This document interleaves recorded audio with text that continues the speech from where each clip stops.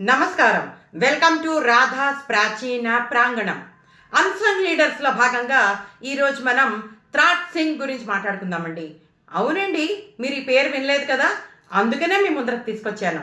మన ఈశాన్య భారతానికి మొట్టమొదటి స్వాతంత్ర సమరయోధుడైనటువంటి ఈ త్రాట్ సింగ్ గురించి మాట్లాడుకుందాం. ఈయన మేఘాలయ దగ్గర ఉన్నటువంటి ఖాసీ అనేటువంటి ఒక గిరిజన ప్రాంతానికి నాయకుడు. ఇతని పూర్వీకులు కూడా ఆ గిరిజన తెగకి నాయకులుగా ఉండేవారు అనమాట. చిన్నతనం నుంచే ఇతడు పెద్దల పట్ల వినయము, గౌరవము, ప్రజల పట్ల ఎంతో బాధ్యతాయుతంగా ఉండేవాడు. అయితే ఇతడు పెరిగి పెద్దవాడైన తర్వాత ఆ ప్రాంతం ప్రజలందరూ కూడా ఇతన్ని తమ నాయకుడిగా మళ్ళీ ఎన్నుకోవడం జరిగిందనమాట. ఇదిలా ఉంటే బర్మా యుద్ధం తర్వాత ఈ బ్రిటిష్ ప్రభుత్వము తన ఆధిపత్యాన్ని నార్త్ ఈస్ట్ ఇండియా వైపు మళ్లించింది. అయితే తన వాణిజ్యానికి అనుకూలంగా రోడ్లు వేయడానికని ఈ బ్రిటిష్ వాళ్ళు త్రాట్ సింగ్ యొక్క పర్మిషన్ అడుగుతుందన్నమాట.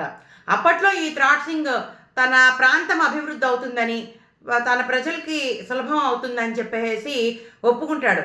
అయితే ఈ బ్రిటిష్ వాళ్ళు ఆ రోడ్లు వేయడంతో పాటుగా అక్కడున్న ప్రజలందరినీ కూడా వాళ్ళ కబ్జాలోకి తీసుకోవడము, వాళ్ళ రూల్స్ ప్రకారమే ఆ ప్రజలు నడుచుకోవాలని చెప్పటము, మెల్లమెల్లగా కొత్త కొత్త చట్టాలను తేవటము, వీళ్ళ డామినేషన్ ఎక్కువగా పెంచుతూ ఉండేసరికి ఈ త్రాట్ సింగ్కి ఒక రకమైన కోపము తనలో ఎదిరించాలనేటువంటి పట్టుదల వచ్చేసింది అనమాట.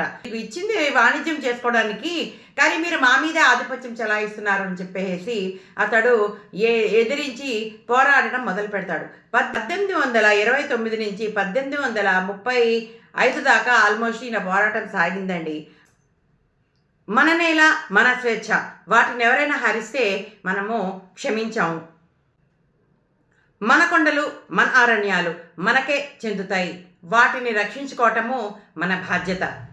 బ్రిటిషు శక్తివంతులు కావచ్చు, కానీ మన ఆత్మబలము వాళ్ళని ఓడిస్తుంది.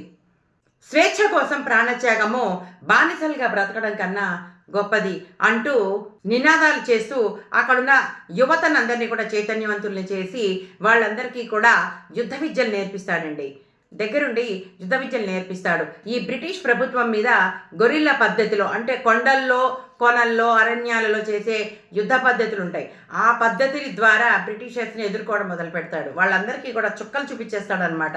ఇలా 1829 నుంచి 1833 వరకు, అంటే దాదాపుగా 4 సంవత్సరాలు ఇతడు నిరవధికంగా తన స్వేచ్ఛ కోసం, బ్రిటిషర్స్ ఆధిపత్యం వాళ్ళ మీద లేకుండా చేయడానికి ఎంతో పోరాడతాడు. అయితే 1833లో మోసం పూరితంగా ఇతడిని అరెస్ట్ చేయడం జరుగుతుంది. ఆ తర్వాత ఇతడికి యావజ్జీవ ఖైదు విధించారని, 1835 జూలై 17వ తారీఖున అతడు మరణించాడని చెప్తారు. అలాగే కొంతమంది ఇతడికి ఉరిశిక్ష విధించింది బ్రిటిష్ ప్రభుత్వం అని కూడా చెప్తారు. ఇప్పటికీ కూడా ఈయన డిసెండెంట్స్ అక్కడ గిరిజన తెగకి ఆధిపత్యం వహిస్తున్నారని చెప్తూ ఉంటారండి. అలాగే మేఘాలయలో జూలై 17వ తారీఖుని ఈ త్రాట్ సింగ్ స్మారక చిహ్నంగా వాడుతూ ఉంటారు. ఈ త్రాట్ సింగ్ని యోధ సింహం అని వీళ్ళందరూ కూడా పిలుచుకునేవారు. అంతేకాకుండా he is the lion of the hills అని ఒక టైటిల్ కూడా ఉందండి. మేఘాలయలో త్రాట్ సింగ్ మెమోరియల్ కాలేజ్, ఇంకా షిల్లాంగ్లో త్రాట్ సింగ్ స్టేడియం ఉన్నాయండి.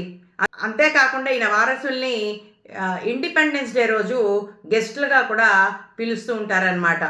భారతదేశ చరిత్రలో ఉత్తర దక్షిణ ప్రాంత యోధుల గురించి ఎక్కువగా ప్రస్తావిస్తూ ఉంటారనమాట. కానీ ఈశాన్యంలో మొట్టమొదట బ్రిటిష్ వారికి ఎదురు నిలిచిన మహావీరుడు, యోధుడు త్రాట్ సింగ్ గారి గురించి తక్కువ చెప్తారు. అందుకే ఆయనని అన్సంగ్ లీడర్ అని అంటున్నాం.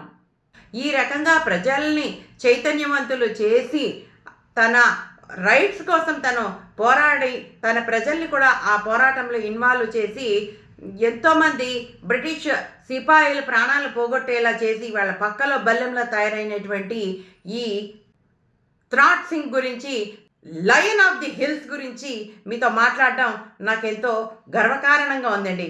వచ్చే సంచికలో మరొక యోధుడితో మేము ముందరకు వస్తా. అంతవరకు జై హింద్.